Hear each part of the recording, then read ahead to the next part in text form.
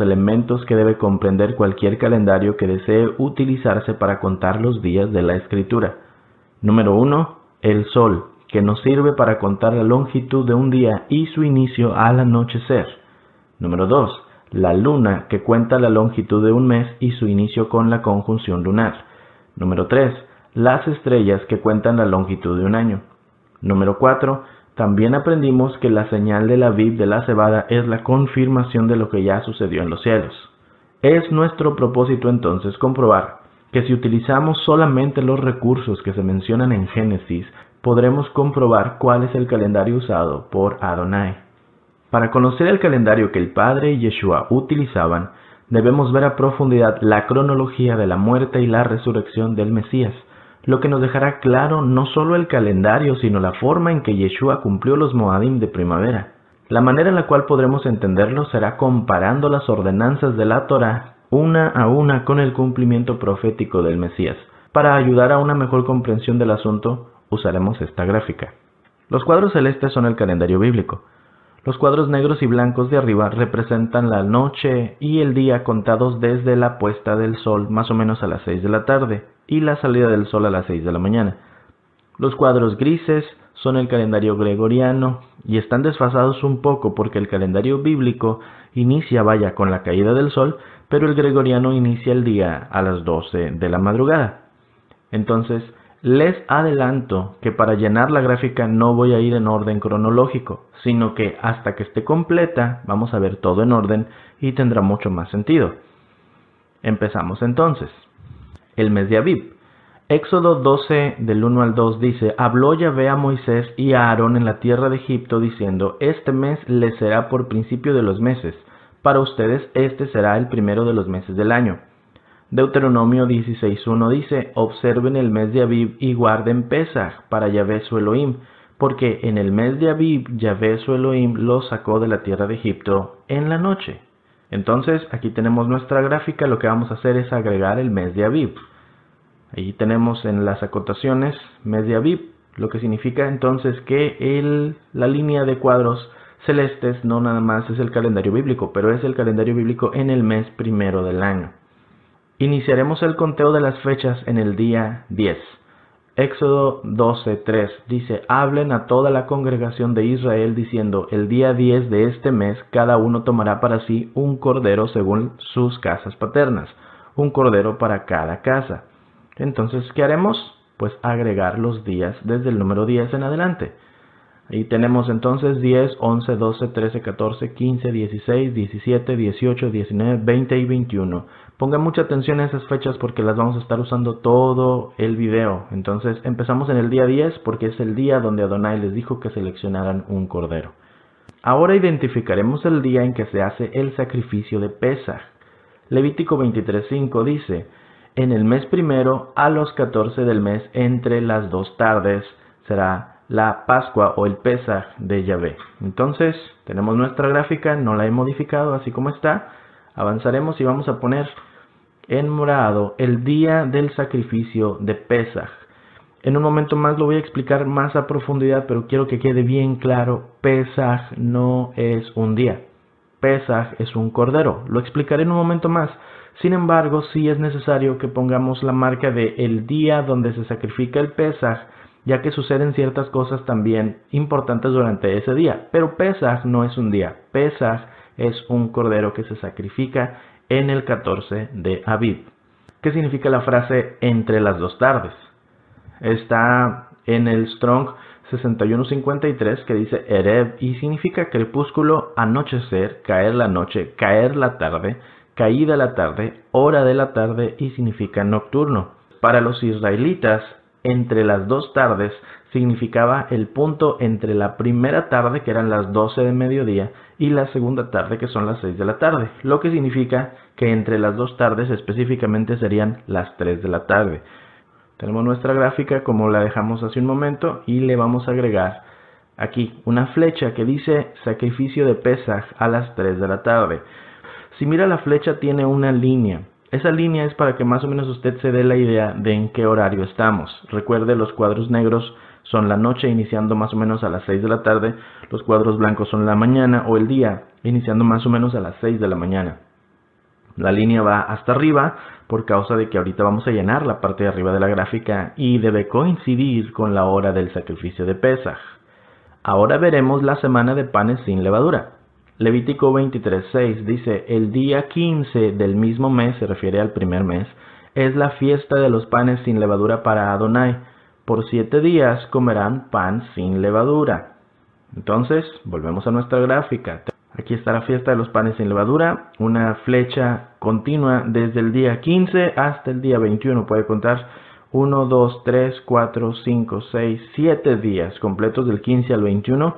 Entonces, iniciando cuando el 14 termina e inicia el 15, justamente al caer el sol. Levítico 23:7 dice: el primer día habrá santa convocación, el primer día de la fiesta de los panes. Para ustedes no harán ninguna labor. Traerán una ofrenda de fuego al Eterno durante 7 días. El séptimo día habrá santa convocación, no harán ninguna labor. Volvemos a la gráfica. Aquí está lo que ya teníamos. Lo que simplemente vamos a hacer es agregar los días que se llaman santa convocación. El 15 y el 21. Se fija que está en rosa. Eso es importante por causa de que esos días se van a considerar como si fueran un Shabbat. No importa qué día de la semana caigan, el 15 y el 21, el primero y el último día de la fiesta de los panes sin levadura, son Shabbat. No se hace ninguna labor como si cualquier otro Shabbat regular. Sin embargo, estos caen en cualquier día de la semana. Entonces, el 15 y el 21 son santa convocación. Esos días son esenciales para comprender todo lo que estamos haciendo. Avancemos. Ya que establecimos lo anterior, vamos a las indicaciones de Yahvé respecto de cómo se hace el Pesaj. Éxodo 12:3 dice: hablen a toda la congregación de Israel diciendo: en el 10 de este mes tómese cada uno un cordero según las familias de los padres, un cordero por familia. Mas si la familia fuere tan pequeña que no baste para comer el cordero, entonces él y su vecino inmediato a su casa tomarán uno según el número de las personas conforme al comer de cada hombre. Harán la cuenta sobre el cordero. El animal será sin defecto, macho de 1 año. Lo tomarán de las ovejas o de las cabras y lo guardarán hasta el día 14 del mes y lo inmolará toda la congregación del pueblo de Israel entre las 2 tardes, es decir, a las 3. Volvemos a la gráfica. Eso es lo que llevamos y vamos a agregar en la parte de la izquierda la presentación de los corderos en el día 10 de Aviv. Dice la escritura, lo acabamos de leer, que del día 10 en adelante hasta el día 14, por los 4 días se iba a estar inspeccionando el cordero y luego el 14 toda la congregación inmolaría el cordero. Hoy en día no hay templo, hoy en día no hay sacerdotes, por lo tanto hoy en día no hay obligación de que usted sacrifique ningún cordero. No permita que alguien venga y le diga: aquí vamos a hacer el sacrificio, al menos simbólico. No podemos, por causa de que eso es algo que solo los sacerdotes levíticos podían hacer. Entonces, hasta que haya templo y hasta que haya sacerdocio levítico, se vuelven a hacer los sacrificios. ¿Puede usted comer cordero? Sí, sí puede. ¿Cómo no? Puede comer cabrito, puede comer un becerro, puede comer hasta pollo. Hay gente, por ejemplo, el ceder de Pesaj, comen las diferentes panes y comen hasta un huevo y no sé qué más otras cosas. La gente lo hace porque es simbólico, es un memorial.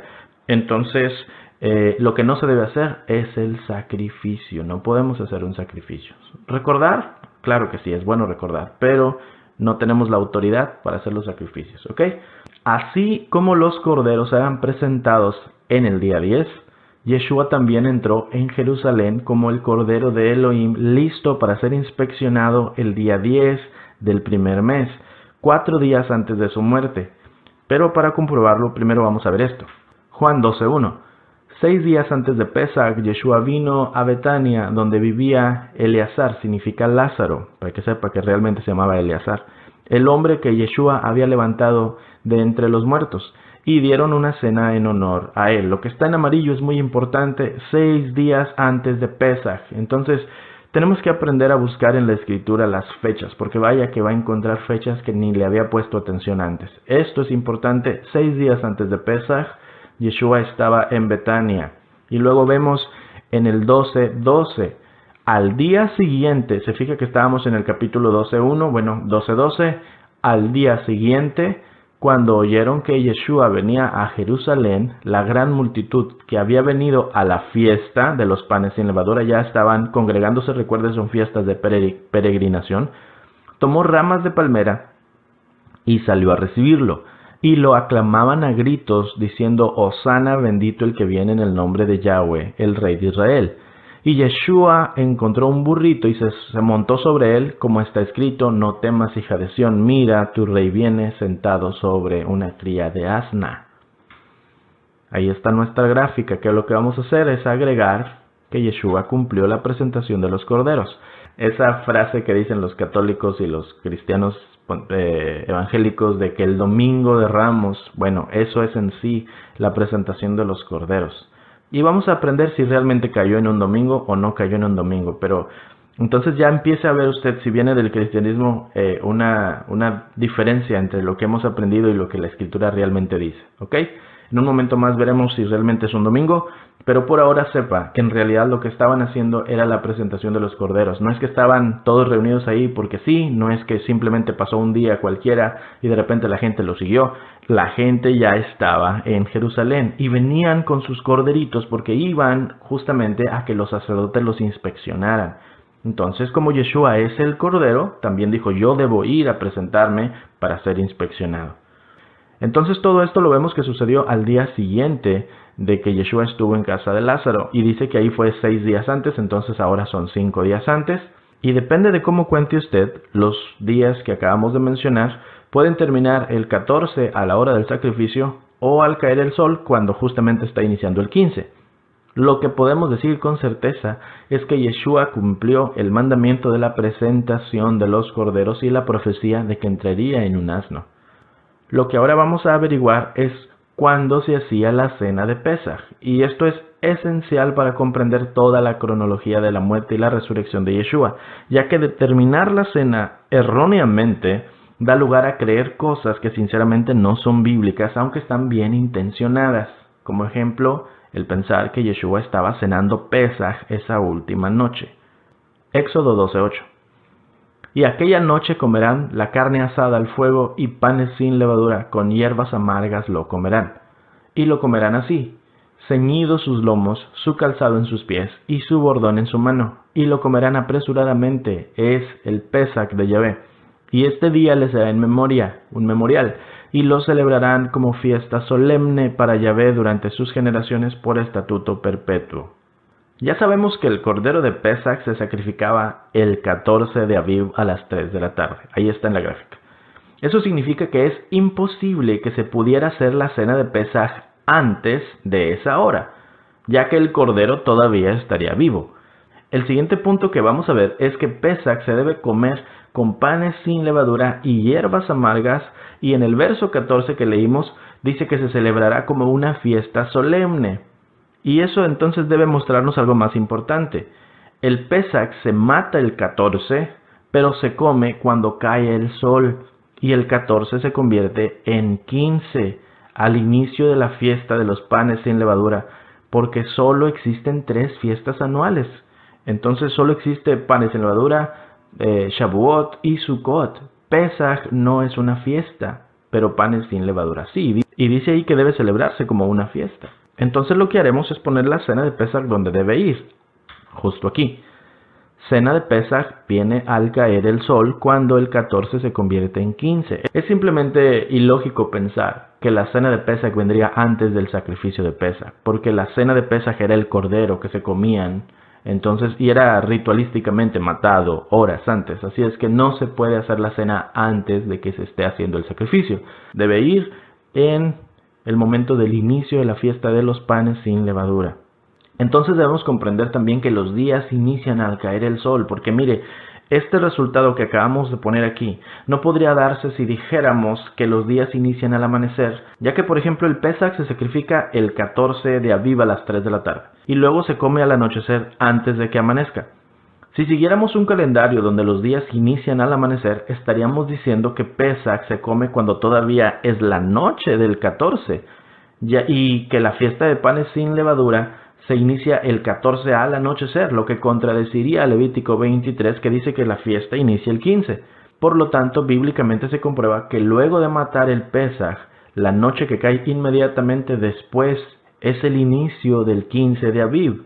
Es entonces imperativo que utilicemos un calendario que inicia los días al anochecer, ya que de otra forma las cuentas no saldrían correctas. Le doy más pruebas de que los días inician al anochecer. Éxodo 12:18. En el mes primero comerán los panes sin levadura desde el día 14 del mes por la tarde hasta el 21 del mes por la tarde. Los panes sin levadura deben comerse durante 7 días, incluido todo el día 21, hermanos. Así que para que así sea, debemos contar los días desde el anochecer en adelante. Por lo tanto, cuando dice que se comen desde el 14 por la tarde, se refiere al momento en el que cae el sol, y el 14 se convierte en 15. Si contamos 7 días completos desde ese momento en adelante, llegamos al 21 cuando oscurece e inicia el 22. Mire, ahí puse los números, puede usted notar que los días deben iniciar al caer el sol. Entonces viene un 1, que es la primera noche, y luego no puse número en el siguiente, pero es parte del 1. Luego el día 2 inicia al caer el sol, y el día 3, 4, 5, 6 y 7. El 21 se termina cuando cae el sol e iniciaría el 22, y así se cumplen 7 días y 7 noches completos de panes sin levadura. ¿Ok? Vamos a avanzar. Esto es bien importante. Lo dije al principio, ahora lo voy a explicar. Pesaj no es un día, Pesaj es un cordero. Antes de seguir avanzando debemos tener bien en cuenta esto, hermano. Es muy importante comprenderlo, ya que si seguimos diciendo que Pesaj es un día, entonces tenemos que preguntarnos ¿a cuál día nos estamos refiriendo? ¿Al 14 donde se sacrifica o al 15 donde se come? Y ahí es donde muchos patinan, hermano. Algunos se confunden porque no comprenden que el día inicia al anochecer, y otros porque le dicen día al Pesaj o semana de Pesaj. Eso es todavía peor. Cuando realmente, bíblicamente, Pesaj no es un día, es un cordero. ¿Ok? Si usted va a Google y pone Pesaj 2019, le van a salir con que es una semana. No, bíblicamente no es una semana, no es ni un día. Pesaj es un cordero. ¿Ok? Éxodo 12:21. Dice, Moisés convocó a todos los ancianos de Israel y les dijo, tomen o compren para ustedes una oveja del rebaño para sus familias y sacrifiquen la ofrenda de Pesaj. Éxodo 12:27. Dirán, es una ofrenda festiva de Pesaj para el Eterno, quien salteó las casas de los hijos de Israel en Egipto cuando golpeó a los egipcios, mas salvó nuestras casas, y el pueblo postró sus cabezas y se inclinó. Por lo tanto, Pesaj se sacrifica el 14 y se cena el 15. Números 28:16. Pero en el mes primero, a los 14 días del mes, será el Pesaj de Yahvé, y a los 15 días de este mes, la fiesta solemne, por 7 días se comerán panes sin levadura. El primer día será santa convocación, ninguna obra de siervos harán. ¿Recuerdan? Eso es lo que habíamos visto, eso es lo que ya explicamos. Se cena, obviamente, al inicio de la fiesta, por eso se dice que se va a conmemorar como una fiesta solemne, no porque Pesaj sea una fiesta, sino porque se come la cena de Pesaj cuando inicia la fiesta de los panes sin levadura. Aquí está nuestra gráfica, no la hemos modificado, esto es lo que llevamos hasta este punto, ¿ok? Lo que vamos a hacer ahora es seguir avanzando y vamos a hablar de primeros frutos. También se le conoce como Yom Bikurim y también se le conoce como el día de las primicias. Levítico 23:10.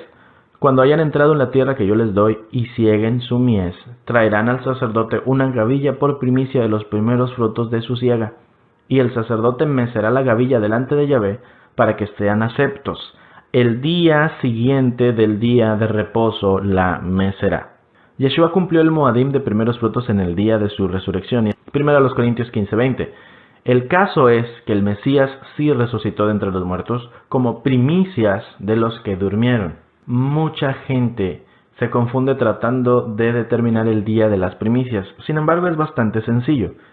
El día de primeros frutos es el día después del Shabbat semanal durante la fiesta de los panes sin levadura.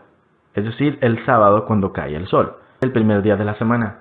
Pero nada más durante la fiesta de los panes. No todos los primeros días de la semana, solamente durante la fiesta. Hay personas que guardan el Moadim de primeros frutos el día 16 de Aviv, es decir, el día después del primer día de la fiesta de los panes sin levadura, argumentando que ese día 15 pues es un Shabbat, porque es un Shabbat alto, como ya lo vimos. Pero eso, al decir eso, contradicen la Escritura, ya que la Biblia nunca le da fecha específica a Yom Bikurim. Más importante aún es que si nosotros seguimos esa idea errónea, haremos que Shavuot, que viene 50 días después, inicie en un día que no es el primero de la semana, y eso también contradice la Escritura, que dice que debe ser el día después del séptimo Shabbat desde primeros frutos. Levítico 23:15. Y contarán desde el día que sigue al día de reposo, desde el día en que ofrecieron la gavilla de la ofrenda mecida, 7 semanas cumplidas serán. Hasta el día siguiente del séptimo día de reposo contarán 50 días, y entonces ofrecerán el nuevo grano a Yahvé. Por último, es debido a que primeros frutos no tiene una fecha específica, sino que siempre es el primer día de la semana durante la fiesta de los panes sin levadura, que la distancia entre el inicio de la fiesta, el día 15 de Aviv, y los primeros frutos siempre puede fluctuar. Y esto, hermano, es súper importante porque nos muestra que la muerte y la resurrección de Yeshua no pudo haber sido en cualquier año, sino en un año muy particular. Ya que, por ejemplo, en este 2019 donde vivimos hoy, entre el 15 de Aviv y primeros frutos solo hay un día, porque el 15 de Aviv este año es el viernes 19 de abril al caer el sol, por lo tanto, que sería el inicio de un Shabbat normal. Hoy van a empalmarse el Shabbat normal y el Shabbat alto, y obviamente cuando sería el término del Shabbat sería el inicio de primeros frutos, así es que sería el día 20 de abril. Eso es muy importante que lo tenga en cuenta para las personas que dicen, oye, entonces en este año voy a celebrar primeros frutos hasta 3 días después y voy a celebrar la resurrección de Yeshua hasta allá. No, celebrará en primeros frutos, aunque en este año donde estamos no cuadren las fechas y sea solamente un día desde su muerte a su resurrección. En lugar de nosotros pensar, no, entonces hay que hacer 3 días después, más bien pongámonos a pensar que este año sin dudas las cuentas no hubieran funcionado, que cualquiera que diga soy el Mesías y trate de morir en Pesaj y ser sepultado en panes sin levadura y resucitar en primeros frutos en el 2019 no sería el Mesías, porque habría solo un día de diferencia.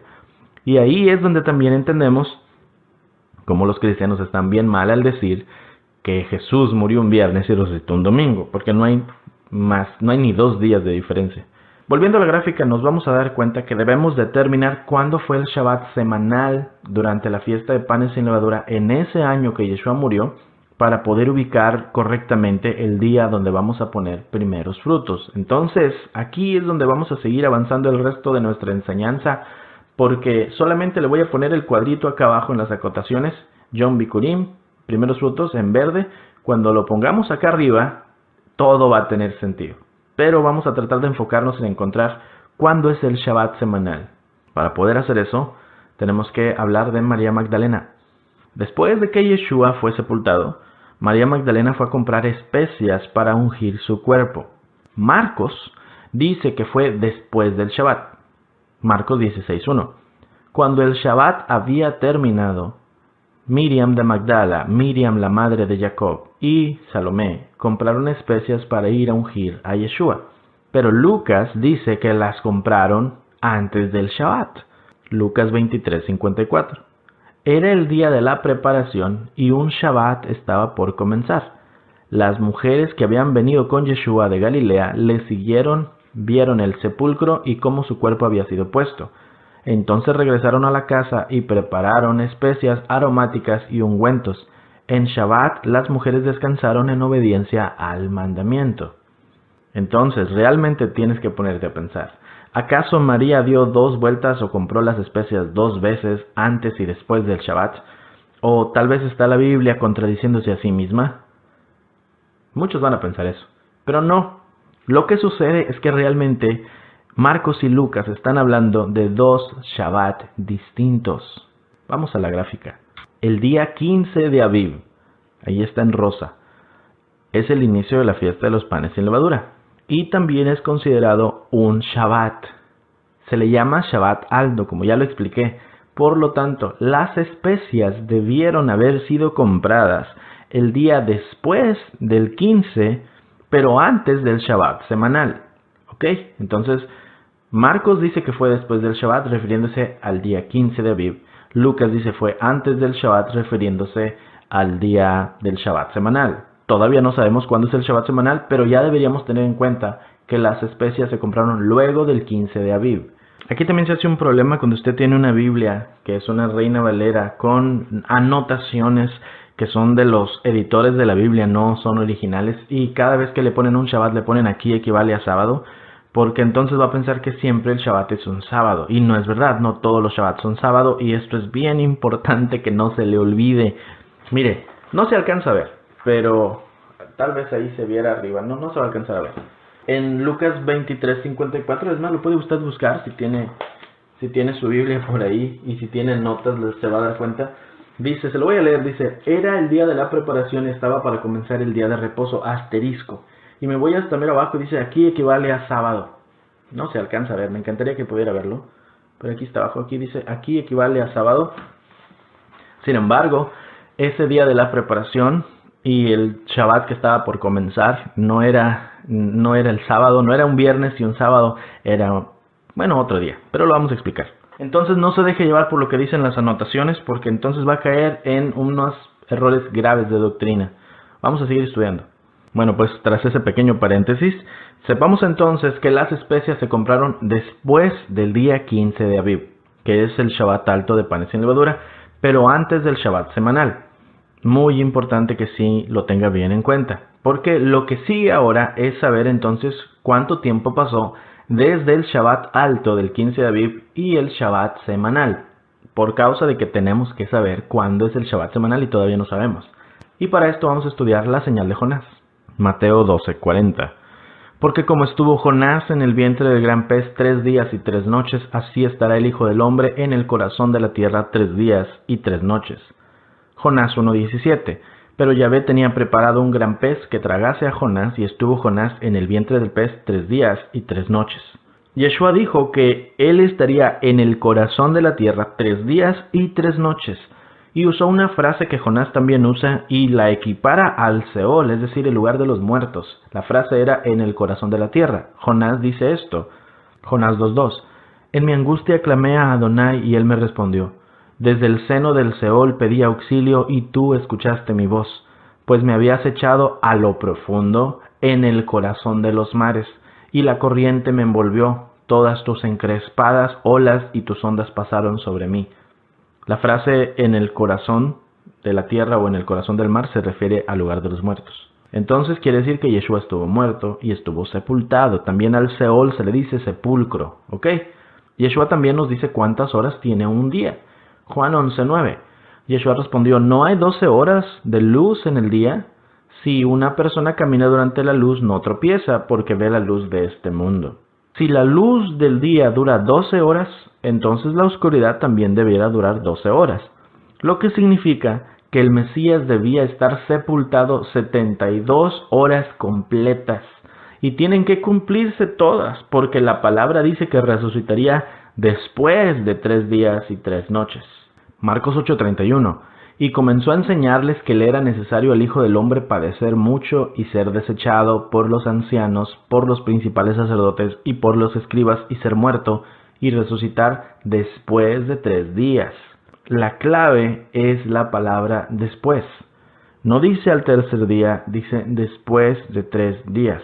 Ahora tenemos que preguntarnos, ok, son 72 horas y después de eso resucita, pero ¿cuándo inicia en el conteo de las 72 horas? Bueno, inicia cuando lo rechazan, cuando lo matan y cuando lo sepultan. De ahí en adelante, en el momento en el cual el cuerpo de Yeshua toca el fondo de esa tumba, se empiezan a contar 72 horas. Son 72 horas completas desde su sepultura, no lo olvide.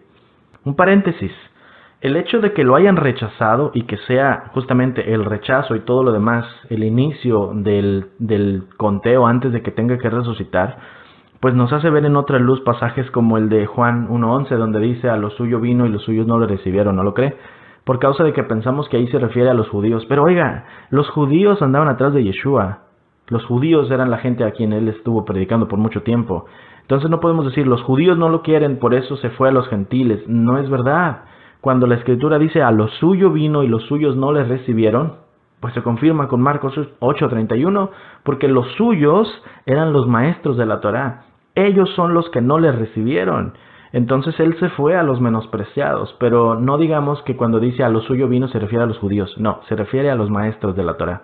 La señal de Jonás debe contarse desde que el Mesías fue puesto en el corazón de la tierra, como dijimos, desde que es sepultado. y va a durar 72 horas, 3 días y 3 noches completos, y entonces viene la resurrección. Vamos a poner la señal de Jonás en nuestra gráfica.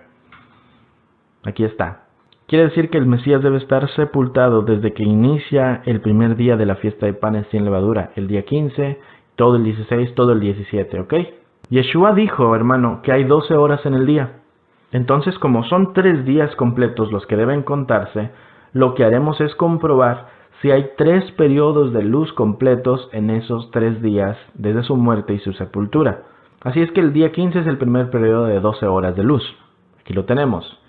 El día 16 es el segundo periodo de 12 horas de luz. Aquí está. Y el día 17 es el tercer periodo de 12 horas de luz. Entonces, simplemente multiplique 36 por 2 y son 72 horas. En la señal de Jonás, sin dudas, debe haber 3 periodos de 12 horas de luz. Y luego, el Mesías debe resucitar. Pero todavía no sabemos la hora. Para eso tenemos que ver la semana actual. Yeshua fue sepultado antes del Shabbat. Lucas 23:52 dice, este fue a Pilato y le pidió el cuerpo de Yeshua, está hablando de José de Arimatea, y bajándole le envolvió en un lienzo de lino y le puso en un sepulcro excavado en la roca, donde nadie había sido puesto todavía. Era el día de la preparación y estaba por comenzar el Shabbat. A primera vista podríamos pensar que ese es el Shabbat semanal, pero estaríamos equivocados, ya que María Magdalena fue a la tumba 3 días y 3 noches después y apenas era el día después del Shabbat, es decir, el primer día de la semana. Lucas 24:1. El primer día de la semana, muy de mañana, vinieron al sepulcro trayendo las especias aromáticas que habían preparado y algunas otras mujeres con ellas.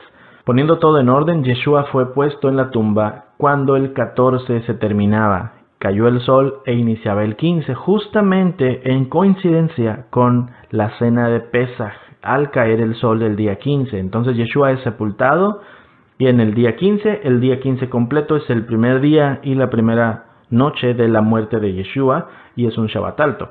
El día 16 es la segunda noche y el segundo día y también es el día antes del Shabbat semanal. Ese es el día cuando María compró las especias, ahí lo pusimos también en azul. El día 17 es la tercera noche y el tercer día desde la sepultura y es el Shabbat semanal, lo que hace que el día 10 también sea un Shabbat semanal, que es el día donde Yeshua entró a Jerusalén. Por lo tanto, el famoso Domingo de Ramos realmente no es un Domingo de Ramos, es un Shabbat. Entonces Yeshua resucitó aquí, justo al caer el sol entre el 17 y el 18 de Aviv, al inicio del día de primeros frutos, cumpliendo el Moadim a la perfección. Tómese un momento, mire la gráfica. Si quiere regresar el video para que lo entienda mejor, lo puede hacer. Mateo 28:1 dice, pasado el día de reposo, al amanecer del primer día de la semana, vinieron María Magdalena y la otra María a ver el sepulcro.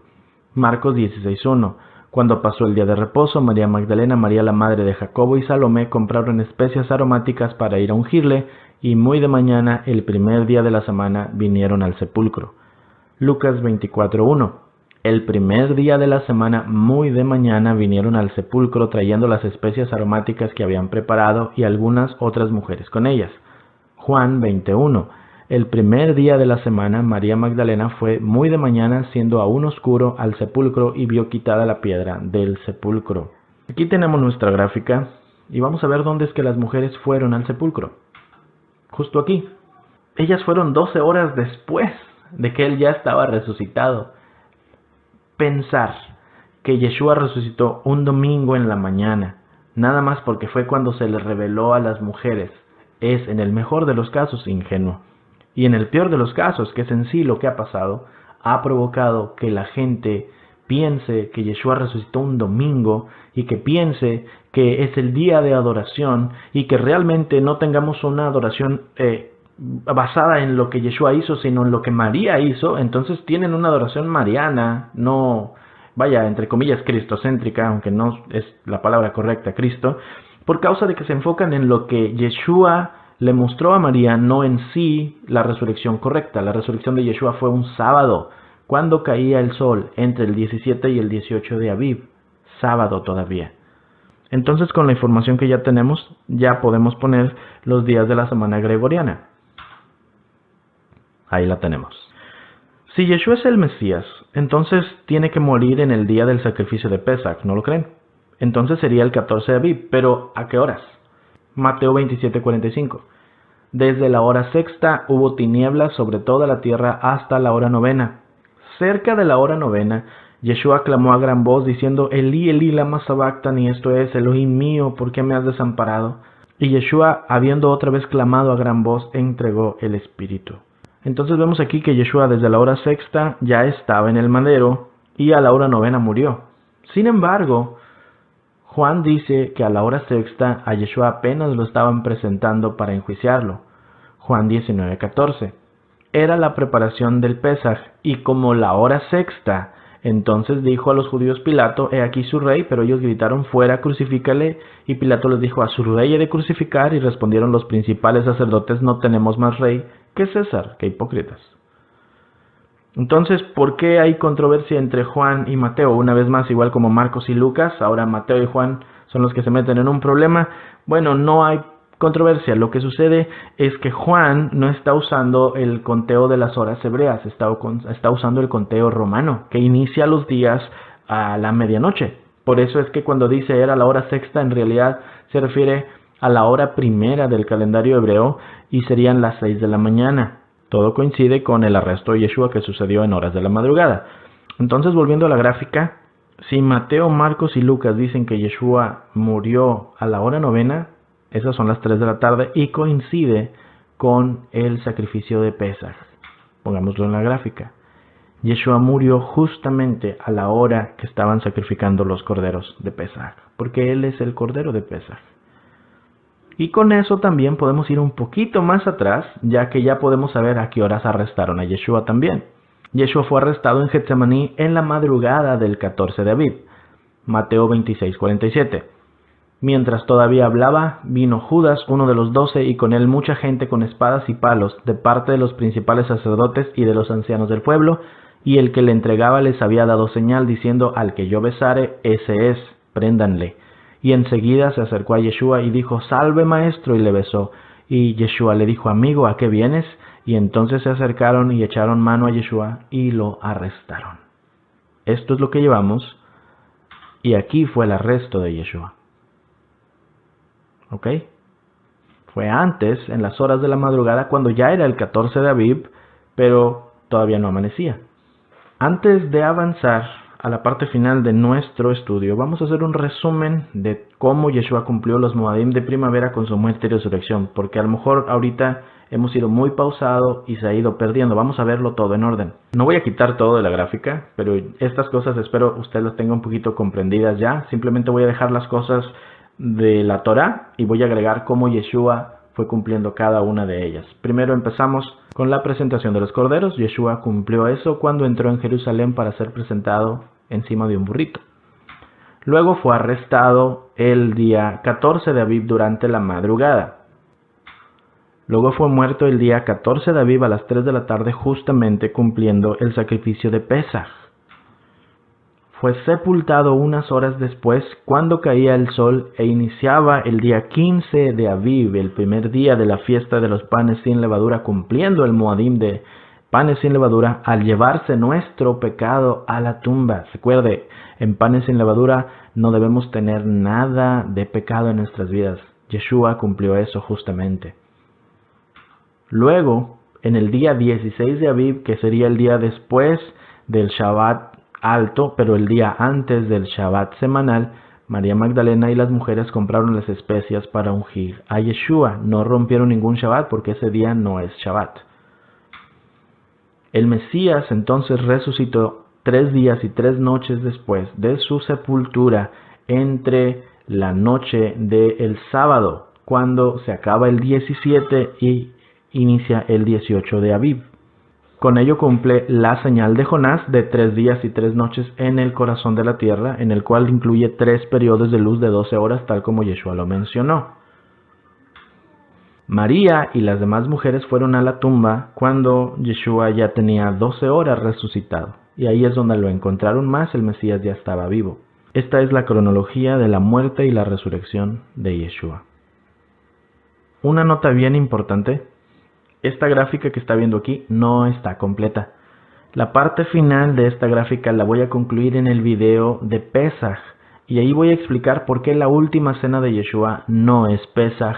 Por lo tanto, le pido que estudie muy bien este video y no se pierda el de Pesaj, que es el próximo, porque vamos a poner todo en orden. Ahora, yo creo que si usted es perspicaz, que creo que sí lo es, desde ahorita se da cuenta que realmente la última cena de Yeshua, como lo dije, no es un Pesaj, pero ya se lo comprobé prácticamente por causa de que Yeshua cenó con sus discípulos antes de ser arrestado. Entonces no sé si se ve el ratón por aquí, pero en esta parte justamente aquí, cuando el 14 inicia apenas, allí fue la cena de Yeshua. Yeshua no estaba cenando Pesaj cuando estaba cenando con sus discípulos, tampoco es la Santa Cena, tampoco es la misa, pero eso es tema para otro día, no me quiero desviar porque es un tema muy profundo por sí solo. Solo sepa que con la cronología correcta de la Escritura no podemos decir que la última cena de Yeshua era un Pesaj. Sí celebraba Pesaj, pero ese último año no lo hizo, aun cuando parezca que la Biblia dice que sí. Realmente no. Ahora sí vamos a la parte final de nuestro mensaje. Vamos a hablar del calendario, porque acuérdese, todo lo que hemos estado viendo es para comprobar cuál calendario utilizaba Yeshua, ¿no? Algo esencial es tener en cuenta que Yeshua era el primero en puntualizar las tradiciones de los hombres que los fariseos y los demás líderes le agregaban a la Torá. Eso está más que dicho. Recuerde Marcos capítulo 7. Entonces, tenemos que concluir que el calendario que llevaban los judíos de su tiempo, no el de ahora, pero el del tiempo de Yeshua, sí estaba correcto, ya que si Yeshua hubiera visto que el calendario que seguían estaba equivocado, sin duda se hubiera tenido algo que decir. Sin embargo, no tenemos ningún registro de que él les mencionara nada. Pero obviamente este estudio no se basa en suposiciones, sino en escudriñar la palabra para sacar la conclusión correcta. Así que si logramos descifrar con exactitud el año en que Yeshua murió, además de la evidencia que ya hemos presentado del mes de Aviv, podremos saber la fecha exacta de su muerte y de su resurrección, no solo en el calendario bíblico, sino en el calendario gregoriano. Ya no nada más decir murió un miércoles y resucitó un sábado, pero la fecha específica, hermano. Y cuando tengamos esa fecha exacta, veremos qué estaban haciendo el sol, la luna y las estrellas en ese día, y entonces comprobaremos cuál es el calendario verdaderamente avalado por Yahvé. Primero pensemos, ¿en qué año murió Yeshua? La mayoría de los estudiosos coinciden en que Yeshua nació en el año 4 antes de Cristo y murió en el año 30 después de Cristo. Ese año 30 es bastante correcto realmente, pero como ya dijimos, no nos vamos a quedar con suposiciones. Lo que vamos a hacer es mostrarle algunas fuentes judías, documentos judíos, que avalan que Yeshua murió en el año 30, aunque ellos mismos no lo saben. El Talmud de Jerusalén dice: 40 años antes de la destrucción del templo, en el año 70 después de Cristo, la luz occidental se apagó. El hilo escarlata se quedó escarlata y la suerte de Adonai salió en la mano izquierda.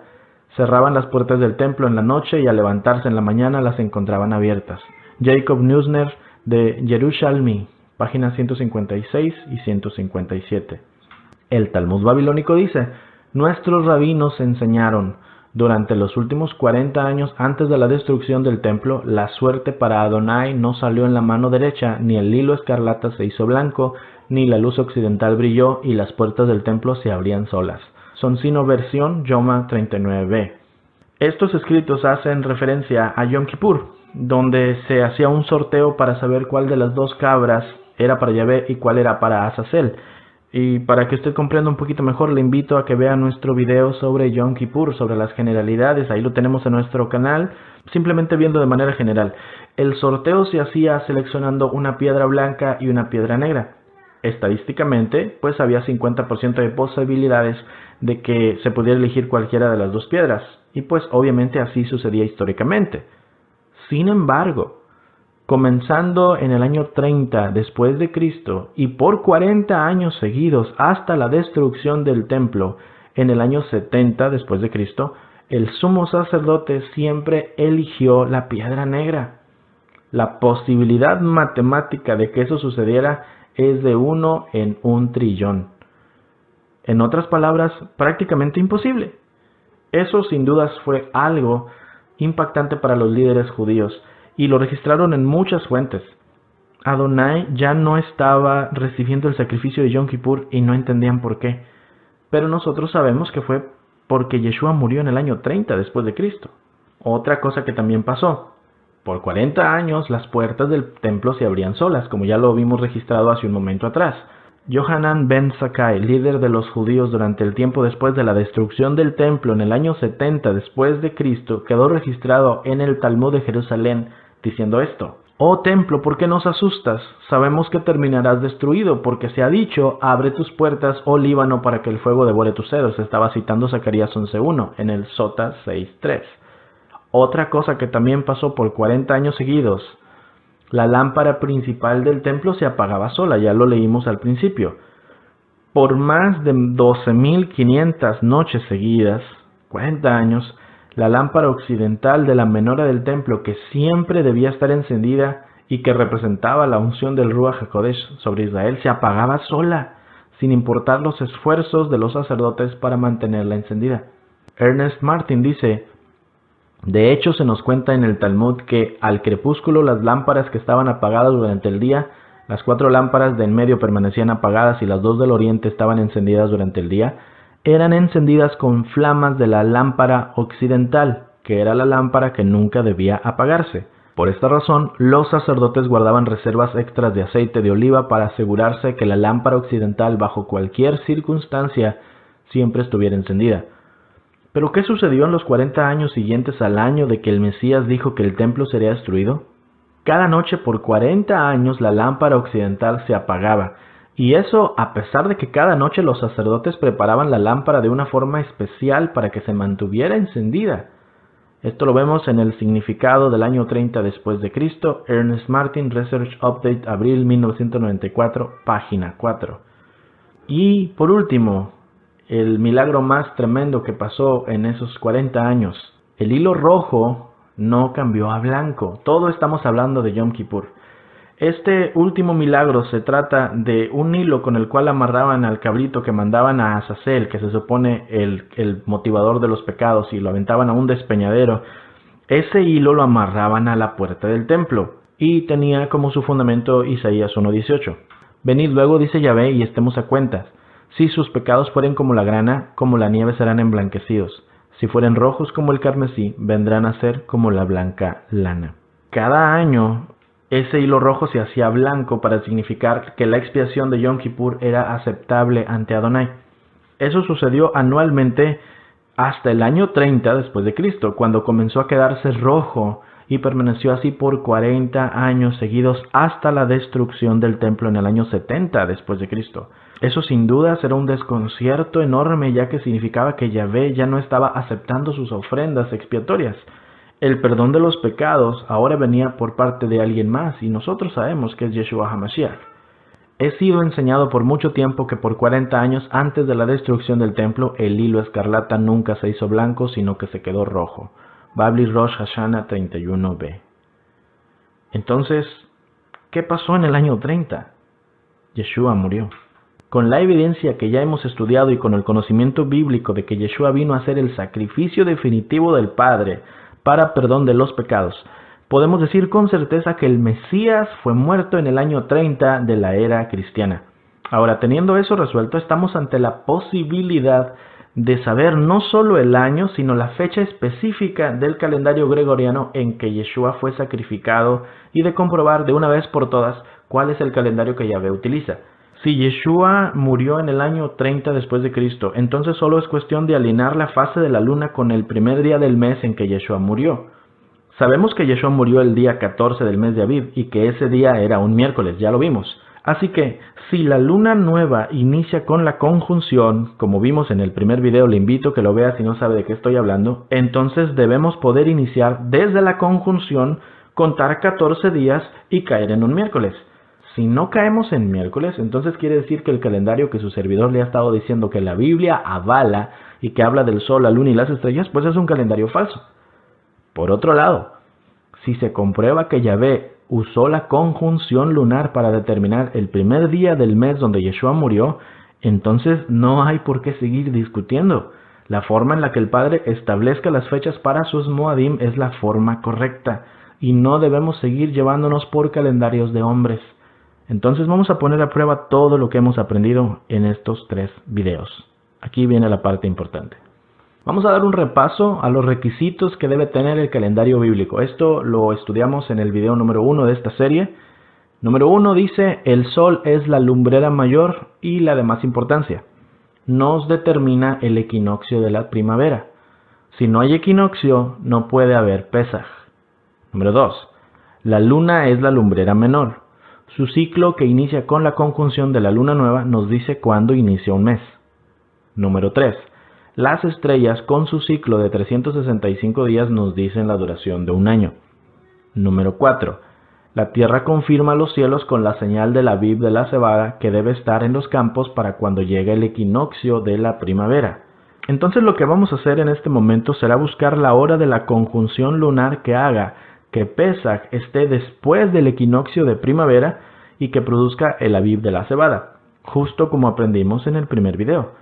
Esto lo puede hacer usted entrando a una página de internet muy sencillo, busque timeanddate.com y ahí puede encontrar esto. Para agilizar un poquito todo, la conjunción lunar antes de la muerte de Yeshua, según timeanddate.com, fue el 22 de marzo del año 30 después de Cristo a las 7:29 de la noche. Puede comprobarlo por usted mismo. Entonces, vamos a poner a prueba el calendario bíblico. En esta gráfica puede ver usted que tenemos el mes de marzo y abril en las acotaciones. Marzo está en amarillo, abril está en rojo. El círculo negro es la conjunción lunar. Luego los rectángulos celestes son el día y los rectángulos grises son los de la noche. Es importante que lo tenga bien en cuenta. Es un calendario, prácticamente es el calendario de un mes. Luego, los días que están en color blanco, los números en blanco, son los días del calendario gregoriano y los días en amarillo son los días bíblicos. Lo que vamos a hacer es esto. Ya que sabemos cuándo fue la conjunción lunar, tenemos también entonces nuestro primer día del mes. Para comprobar si el calendario que hemos estado enseñando como bíblico es realmente correcto, simplemente vamos a contar 14 días desde la conjunción y ver si la muerte de Yeshua cae en un miércoles.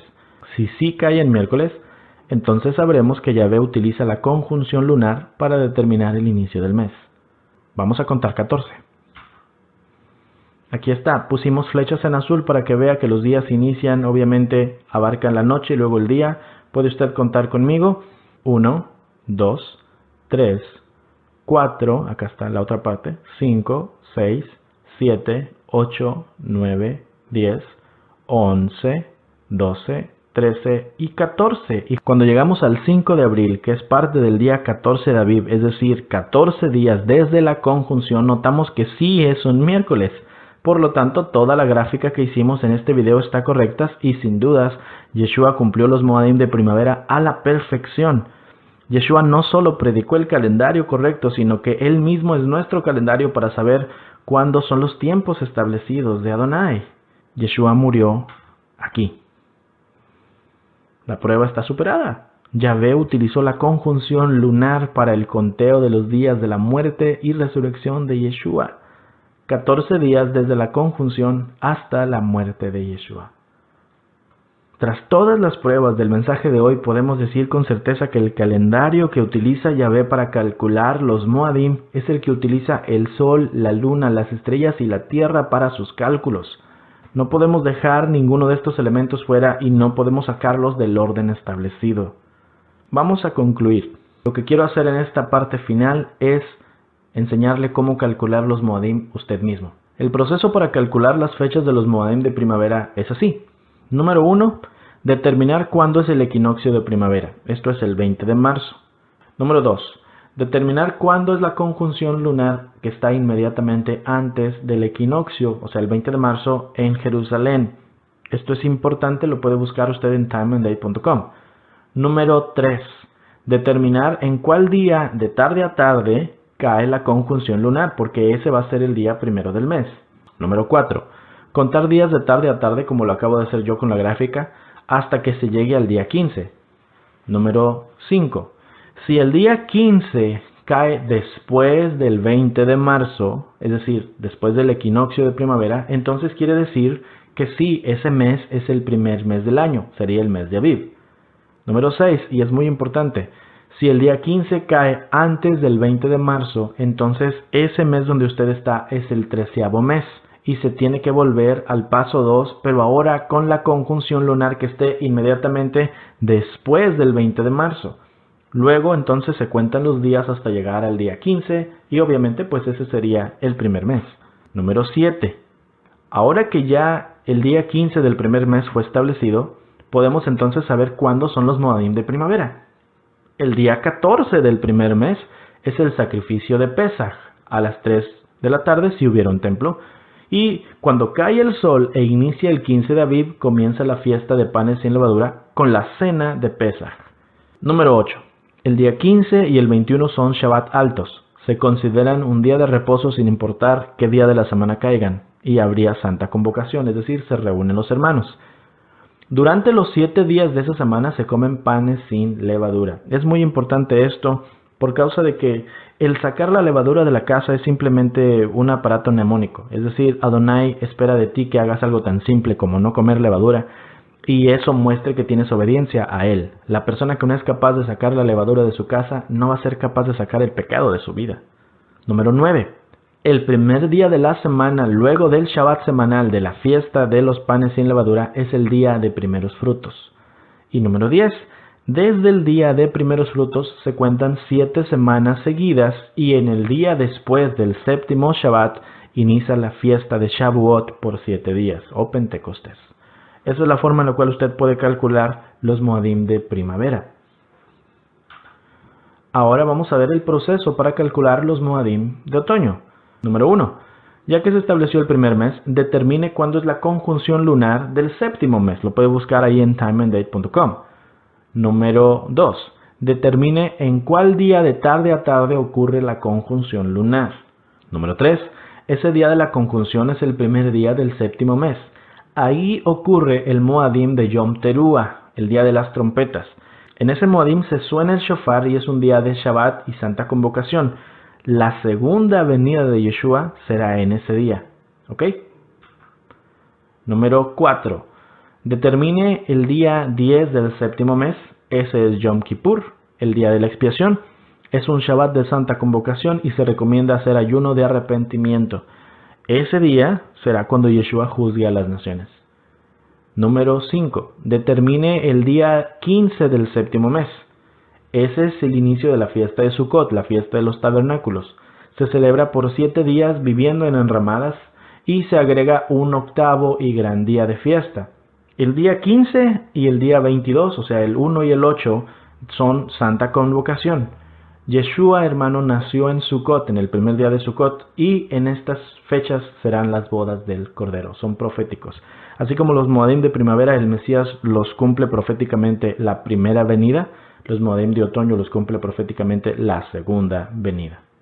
En conclusión, el estudio minucioso de la evidencia bíblica e histórica nos deja sin lugar a dudas. Yeshua HaMashiach cumplió al pie de la letra los Moadim de primavera de Yahvé. Número 1. Cumplió Pesaj al morir un miércoles 5 de abril del año 30 después de Cristo a las 3 de la tarde. Número 2. Panes sin levadura lo cumplió al ser sepultado ese mismo día antes del anochecer. Y número 3. Primeros frutos lo cumplió al resucitar 3 días y 3 noches después de su sepultura, un sábado 18 de abril del año 30 al caer el sol.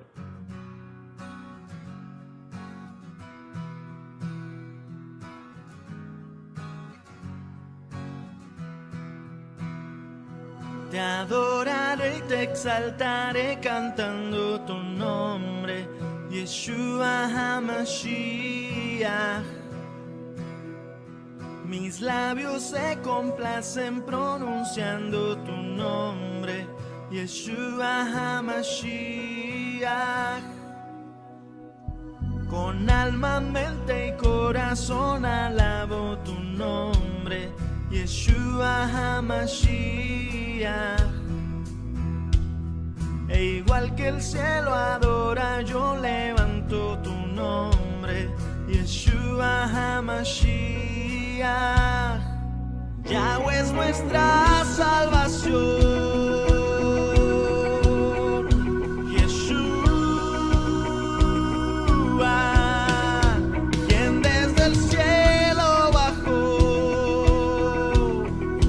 Él es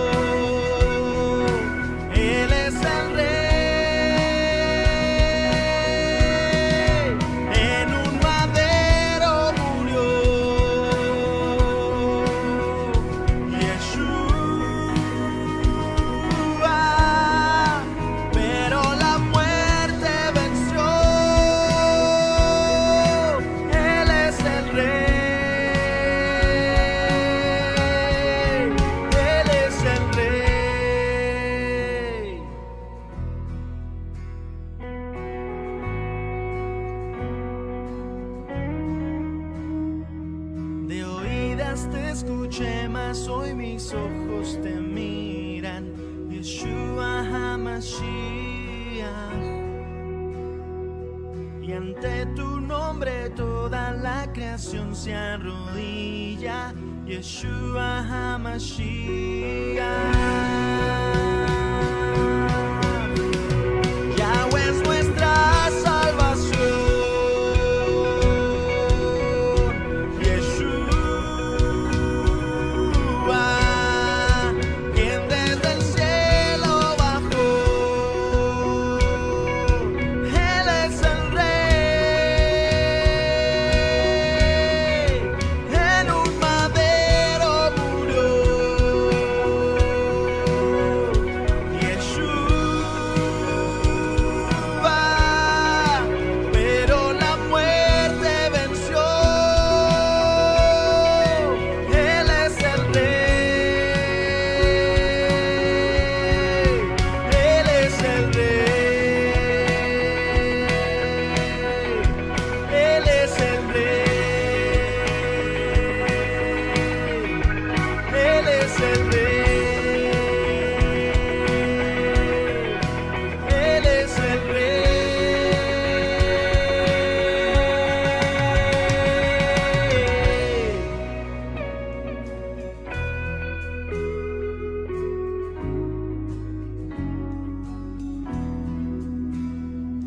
Te adoraré y te exaltaré cantando tu nombre, Yeshua HaMashiach.